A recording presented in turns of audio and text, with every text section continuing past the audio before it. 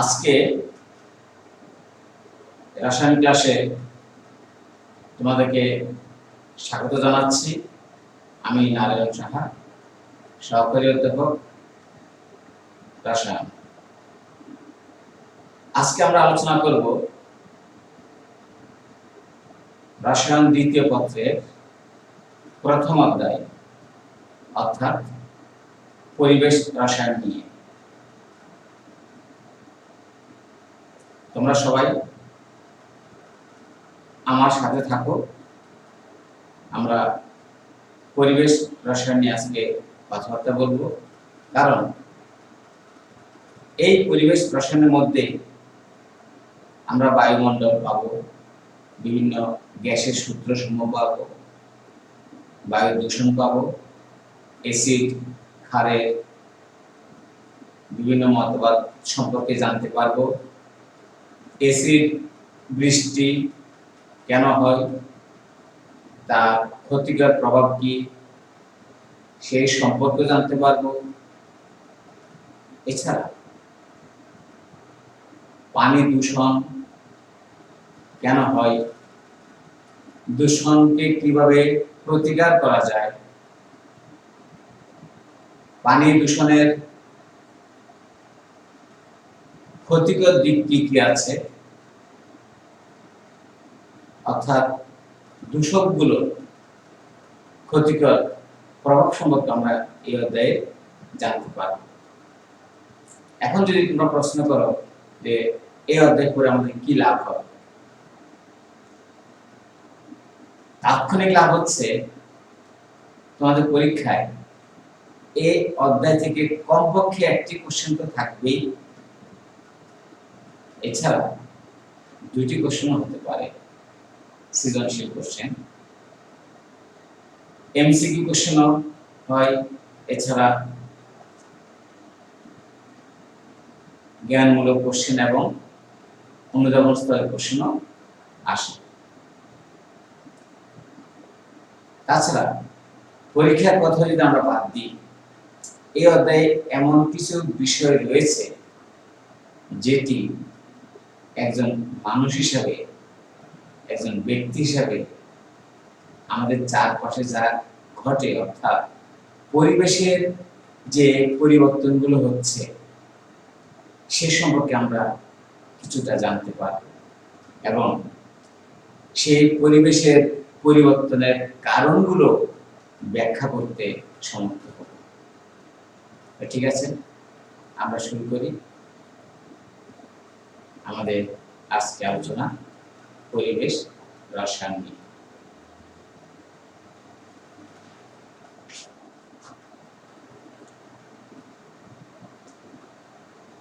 পরিবেশ রসায়নের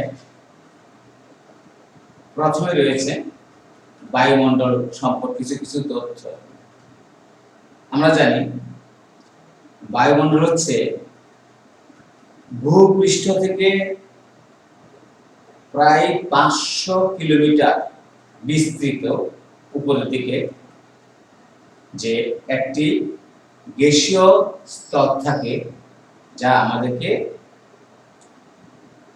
পৃথিবীতে বাঁচতে সহায়তা করে, সেটি হচ্ছে বায়ুমণ্ডল। অর্থাৎ ভূপৃষ্ঠ থেকে শুরু করে উপরের দিকে 500 কিলোমিটার অবধি একটি পরিবেষ্টিত বায়ুস্তর।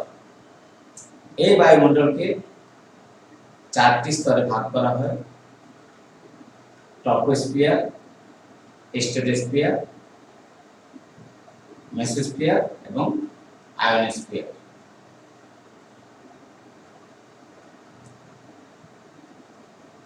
সবচেয়ে কাছের যেটি, এটা ট্রপোস্ফিয়ার, তারপরে স্ট্র্যাটোস্ফিয়ার, এরপরে মেসোস্ফিয়ার এবং সর্বোচ্চ 100 উপরে থাকবে আয়োনোস্ফিয়ার। এখন এই যে বায়ুতে বিভিন্ন ধরনের গ্যাস থাকে। তোমরা জানো বায়ুমণ্ডলের প্রায় 5 ভাগের 4 ভাগই থাকে নাইট্রোজেন, মাত্র 1 ভাগ থাকে অক্সিজেন। সঠিকভাবে বলা যেতে পারে যে ঠিক 5 ভাগের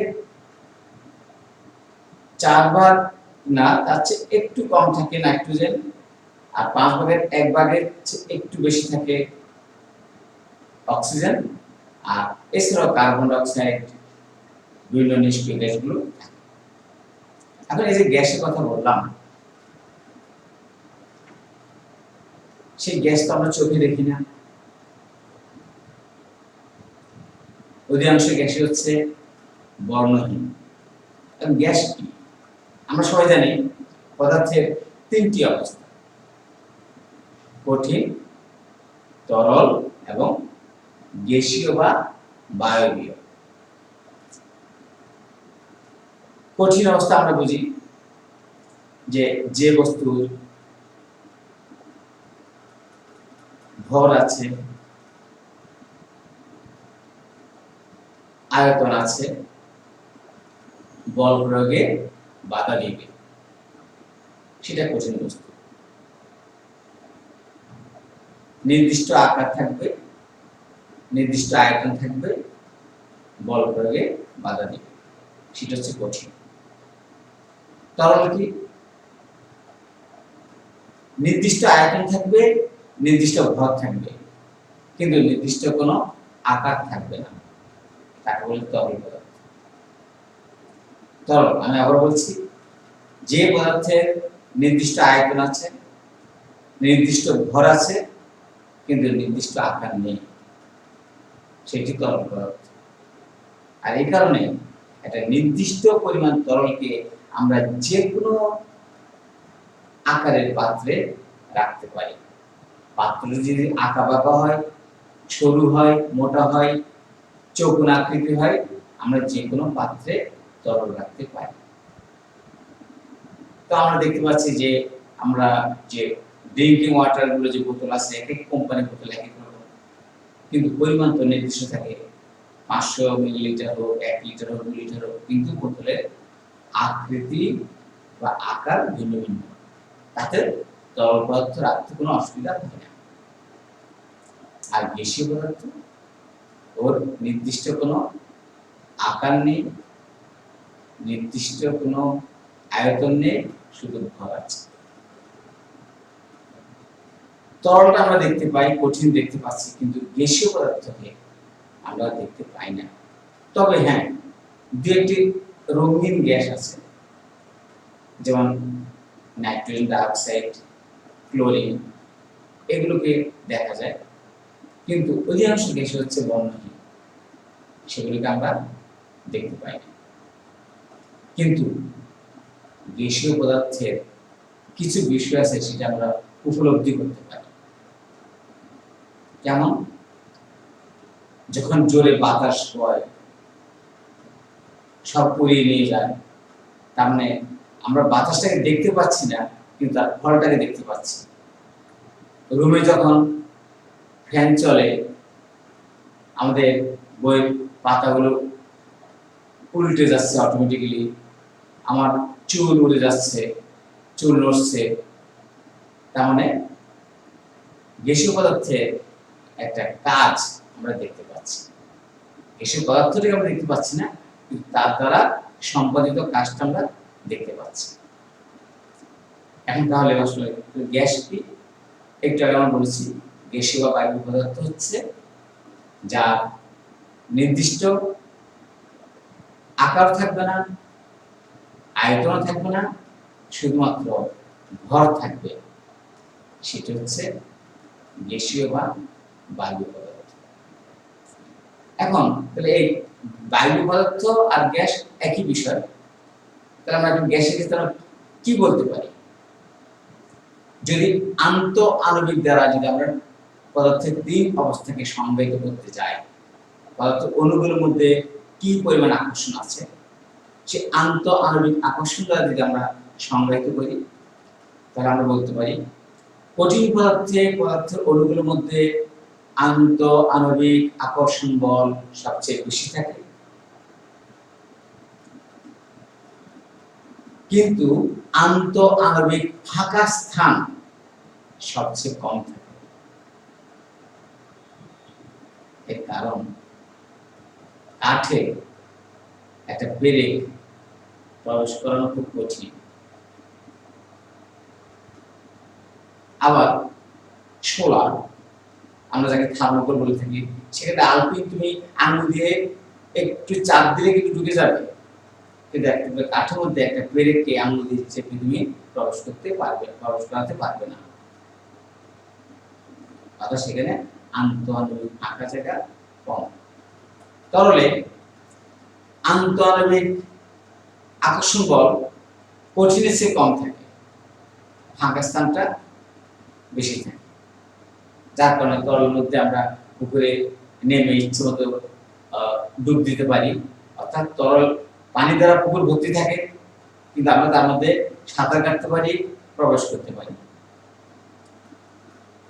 সেখানে ফাঁকা, আমরা যখন পানিতে নামবো পানির অণুগুলো সরে যাচ্ছে, তখন আমাদের জায়গা করে দিচ্ছে। গ্যাসীয় পদার্থে আন্তঃআণবিক আকর্ষণ নেই বললেই চলে। এদের মধ্যে আন্তঃআণবিক ফাঁকা জায়গা সবচেয়ে বেশি থাকে। এখন এই গ্যাসের সম্পর্কে আমরা আলোচনা করতে হলে আমাদেরকে কিছু বিষয় সুনির্দিষ্টভাবে জানতে হবে। গ্যাসের আয়তন একটি বড় বিষয়, তাপমাত্রা এবং চাপ, গ্যাসের চাপ। তারপরে গ্যাসটা কি সেগুলো আমরা একটু জেনে নিচ্ছি। যে গ্যাস হচ্ছে পদার্থের এমন একটি ভৌত অবস্থা, ভৌত অবস্থা অবশ্যই কেন বলছি, যে এটি তরল, কঠিন বা গ্যাস, এগুলো পদার্থের ভৌত অবস্থাকে নির্দেশ করে কোন অবস্থায় পদার্থটি আছে। গ্যাস পদার্থের এমন একটি ভৌত অবস্থা যে অবস্থায় পদার্থের অণুসমূহে আন্তঃআণবিক বল অপেক্ষা গতিশক্তি বেশি হয়ে থাকে। অর্থাৎ গ্যাসীয় পদার্থের অণুগুলো ওরা কিন্তু এক জায়গায় চুপচাপ বসে থাকে না, ওরা যতটুকু জায়গা পাবে, যদি বদ্ধ পাত্ররা থাকে তাহলে ওই পাত্রের মধ্যে ওরা সব সময় ছুটাছুটি করে বেড়ায়। আর এই ছুটাছুটি করতে গিয়ে পাত্রের দেয়ালে অবিরত ধাক্কা খায়, আর ধাক্কার ফলে কিন্তু চাপ সৃষ্টি হয়। তাহলে গ্যাসের কথা আবার বলছি, যে গ্যাস হচ্ছে পদার্থের এমন একটি ভৌত অবস্থা যে অবস্থায় গ্যাসের অণুগুলোর আন্তঃআণবিক বল অপেক্ষা আন্তঃআণবিক ফাঁকা স্থান বেশি থাকবে এবং গতিশক্তি বেশি থাকবে। এর ফলে গ্যাসীয় পদার্থগুলো সর্বত্র ঘুরে বেড়াচ্ছে, ছুটোছুটি করে বেড়াচ্ছে। যদি বদ্ধ পাত্র আমরা তাদেরকে রাখি, তাহলে বদ্ধ পাত্রের মধ্যে গ্যাসীয় পদার্থের অণুগুলো অবিরত ছুটোছুটি করবে। বদ্ধ পাত্রের যে জায়গাটুকু নিয়ে গ্যাসীয় পদার্থগুলো অবস্থান করবে তাকে বলে গ্যাসের আয়তন। অর্থাৎ আমি যদি একটা পাত্র অঙ্কন করি, এখানে যদি কোনো গ্যাস রাখা হয়, তখন এই গ্যাসটা পাত্রের সর্বত্র সুষমভাবে অবস্থান করবে। সুষম বলতে বোঝাচ্ছে যে পাত্রের কোন জায়গায় গ্যাসের অণুগুলোর ঘনত্ব বেশি বা কোন জায়গায় কম, সে জাতীয় কিছু হবে না। পাত্রের সর্বত্র প্রতিটি স্পেসে গ্যাসের অণুগুলো ঘনত্ব একরকম থাকবে। অর্থাৎ এখানে যে পরিমাণ আছে এখানে সেরকম সব জায়গায় একই থাকবে। এটি একটি গ্যাসের বৈশিষ্ট্য। অর্থাৎ গ্যাসকে যে পাত্রে আবদ্ধ রাখা হয় সেই পাত্রের সর্বত্রই গ্যাসের অণুগুলো সমানভাবে বিরাজ করবে। এটি একটি বৈশিষ্ট্য। আবার যে বদ্ধ পাত্রে গ্যাসটি থাকে, অর্থাৎ গ্যাসের অণুগুলো যে জায়গা জুড়ে অবস্থান করবে সেটিকে আমরা বলি গ্যাসের আয়তন। একটা নির্দিষ্ট পরিমাণ গ্যাসকে আমরা যদি ছোট একটা পাত্রে আবদ্ধ রাখি, এখানে গ্যাস আয়তন হবে পাত্রের আয়তন। আবার একই পরিমাণ গ্যাস যদি আমরা বড় পাত্রে নিয়ে আসি, তাহলে এখানে আয়তন বেশি হবে, কিন্তু ভর সমান থাকতে পারে। আমি যদি এখানে 1 গ্রাম গ্যাস, 1 গ্রাম হাইড্রোজেন যদি এখানে রাখি এই পাত্রে, আর এই পাত্রে যদি আমি 1 গ্রাম হাইড্রোজেন রাখি, দেখা যাবে যে এই পাত্রের তুলনায় এই পাত্রে গ্যাসের ঘনত্ব কম, কারণ আয়তন বেশি আর প্রতি জায়গায় গ্যাসের যে অনুসংখ্যা সেটা পরিমাণ আমরা কম পাবো। আয়তন বেড়ে গেলে গ্যাসের ঘনত্ব কমে যাবে, আর আয়তন কমে গেলে ঘনত্ব বেড়ে যাবে, যদি গ্যাসের ভর নির্দিষ্ট থাকে। তার মানে পাত্রের আয়তন একটা ফ্যাক্টর। আমরা জেনেছি গ্যাসের ক্ষেত্রে যে নির্দিষ্ট গ্যাসকে যদি আমরা ছোট পাত্রে রাখি, সেখানে পাত্রের সাপেক্ষে গ্যাসের ঘনত্ব বেশি হবে।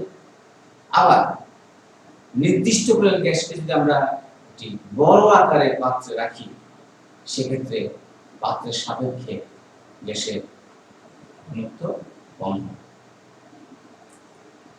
এবার তাপমাত্রা।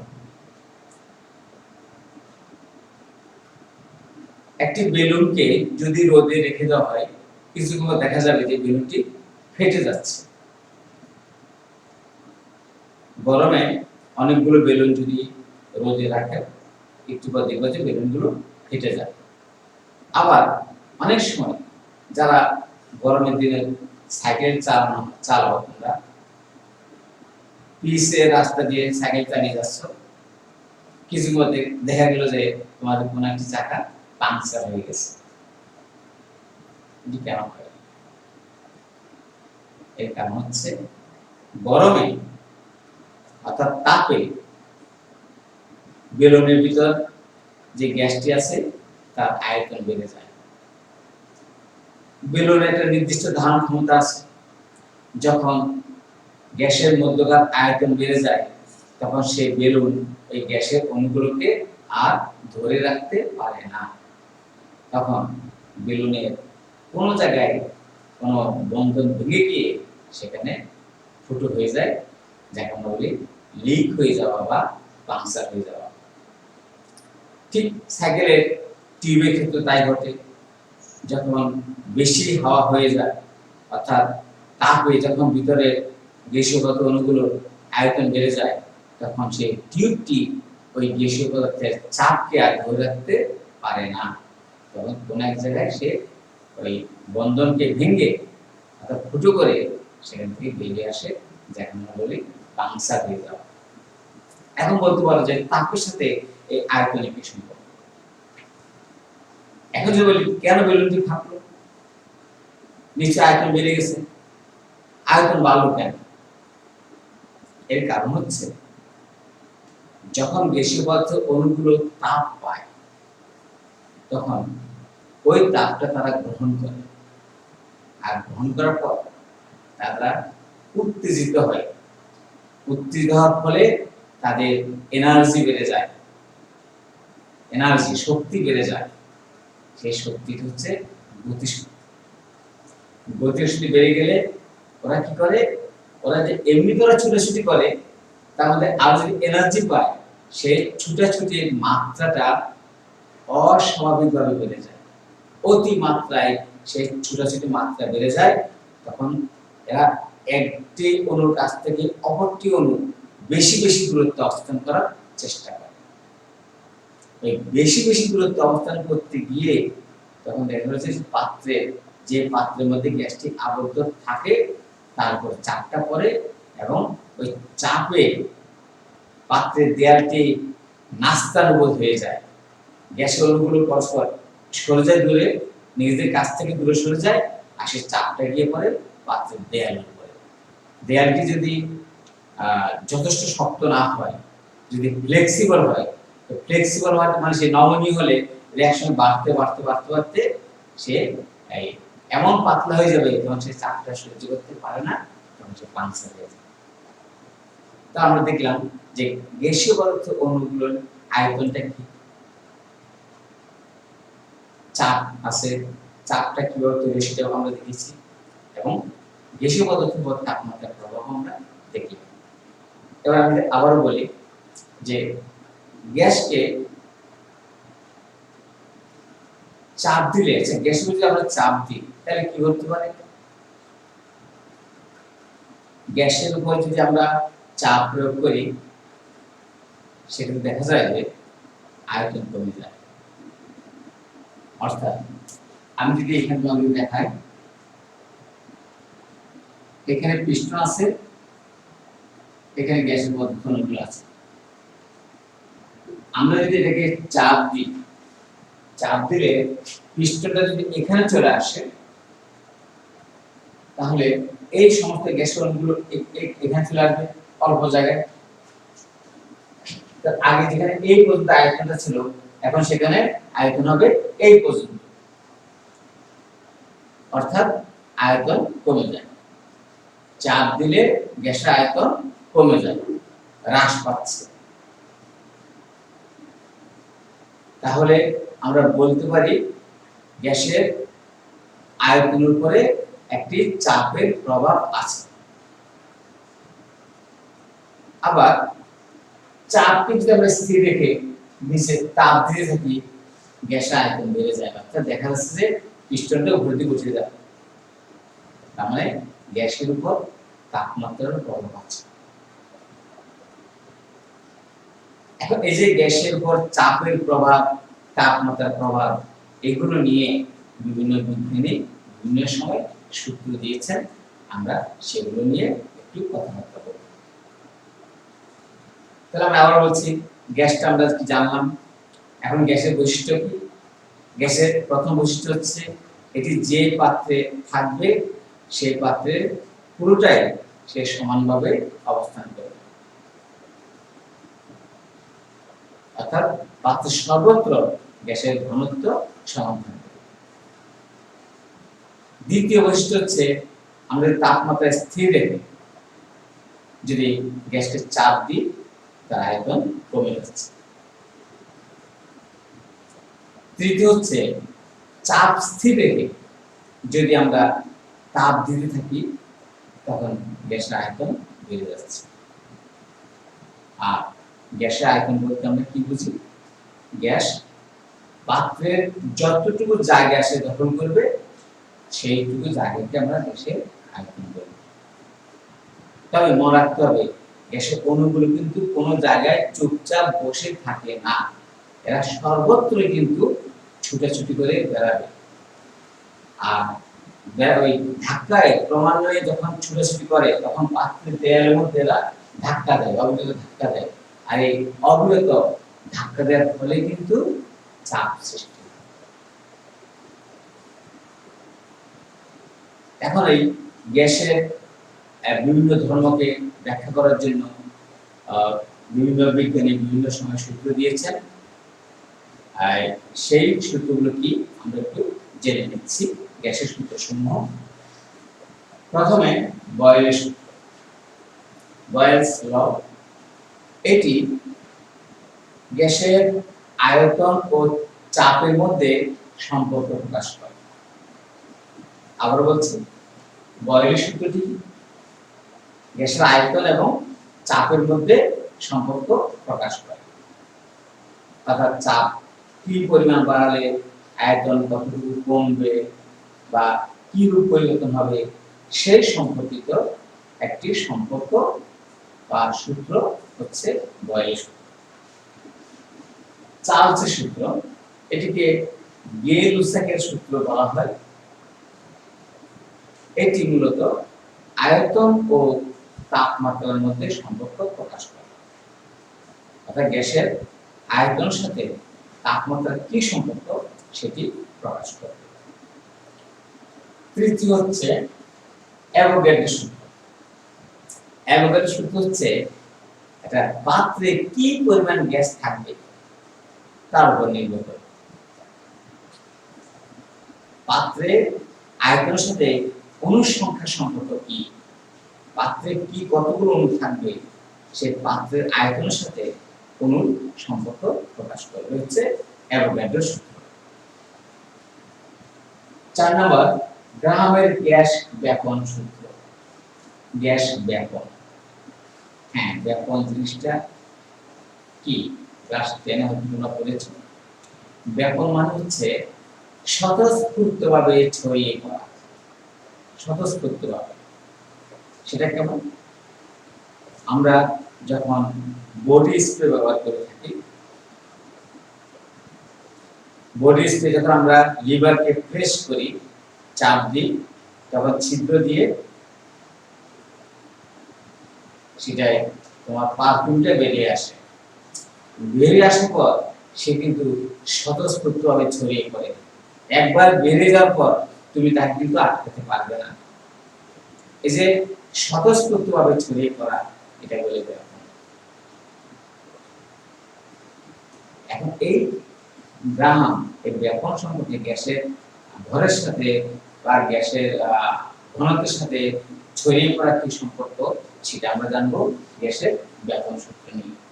কোন গ্যাস তাড়াতাড়ি ছড়াবে, কোন গ্যাস আস্তে আস্তে ছড়াবে, সেই বিষয়টি আমরা জানবো ব্যাপন সূত্রের সাহায্যে। আর সবসময় হচ্ছে ডাল্টনের আংশিক চাপ। আংশিক চাপ এটি বোঝাচ্ছে যখন আমরা কোন একটা পাত্রে একের অধিক গ্যাসকে মেশাবো, তবে সেই গ্যাসগুলো অবশ্যই এমন হতে হবে যারা নিজেদের মধ্যে কোনো বিক্রিয়া সংগঠিত করবে না। তখন তাদের প্রত্যেকের আংশিক চাপের সাথে ওই মিশ্রণের মোট চাপের কি সম্পর্ক হবে সেই বিষয়ে আমরা জানতে পারবো ডাল্টনের আংশিক চাপ সূত্র। এভাবে আমরা পর্যায়ক্রমে গ্যাসের সূত্রগুলো জানব। তাহলে আমরা সুপ্রিয় শিক্ষার্থীবৃন্দ, আমরা এতক্ষণ পর্যন্ত পরিবেশ রসায়নের প্রথম দিকটায় যে বিষয়গুলো ছিল সেগুলো নিয়ে কথা বলেছি। বায়ুমণ্ডল, গ্যাস, গ্যাসের সূত্রগুলোর পরিচিতি, কোন সূত্রটি গ্যাসের কোন কোন বিষয়ের সাথে সম্পর্ককে নির্দেশ করে, সেই বিষয়গুলো আমরা আজকে জানলাম। পরবর্তী ক্লাসগুলোতে আমরা গ্যাসের সূত্রগুলো আরো বিস্তারিত করব। ততক্ষণ পর্যন্ত তোমরা সবাই ভালো থেকো, সুস্থ থেকো। তোমাদের সবাইকে আবারও ধন্যবাদ জানিয়ে আজকের ক্লাস এখানে শেষ করছি। ভালো থেকো।